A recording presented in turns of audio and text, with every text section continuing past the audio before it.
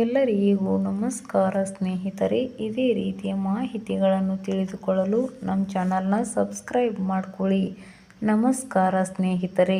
ಕರ್ನಾಟಕದಲ್ಲಿ ಮುಂದಿನ 3 ದಿನಗಳವರೆಗೆ ಭಾರೀ ಮಳೆ ಆಗಲಿದೆ ಎಂದು ಹವಾಮಾನ ಇಲಾಖೆಯು ಮುನ್ನೆಚ್ಚರಿಕೆ ನೀಡಿದೆ.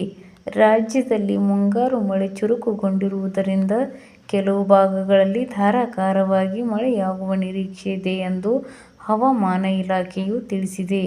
ದಕ್ಷಿಣ ಕನ್ನಡ, ಉಡುಪಿ, ಚಿಕ್ಕಮಗಳೂರು, ಹಾಸನ, ಕೊಡಗು ಜಿಲ್ಲೆಗಳಿಗೆ ರೆಡ್ ಅಲರ್ಟ್ ಘೋಷಿಸಿದೆ ಎಂದು ಆದೇಶ ಹೊರಡಿಸಿದೆ.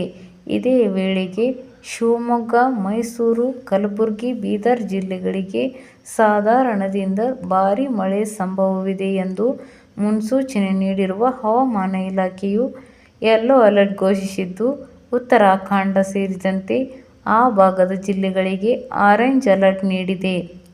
ಕಳೆದೊಂದು ವಾರದಿಂದ ರಾಜ್ಯದ ಮಲೆನಾಡು ಜಿಲ್ಲೆಗಳಲ್ಲಿ ಹೆಚ್ಚಿನ ಮಳೆಯಾಗಿ ಅವಾಂತರಗಳೇ ಸೃಷ್ಟಿಯಾಗಿವೆ ಹಾಗೂ ಶಾಲಾ ಕಾಲೇಜುಗಳಿಗೆ ತೆರಳುವ ಮಕ್ಕಳಿಗೆ ತೊಂದರೆಯಾಗುತ್ತಿದೆ. ರಾಜ್ಯದ ರಾಜಧಾನಿ ಬೆಂಗಳೂರಿನಲ್ಲಿ ಅಲ್ಲಲ್ಲಿ ತುಂತುರು ಮಳೆಯಾಗುತ್ತಿದೆ. ಕಳೆದೊಂದು ವಾರದ ಹಿಂದೆ ಜೋರಾಗಿ ಸುರಿದಿದ್ದ ಮಳೆ ತಣ್ಣಗಾಗಿದೆ.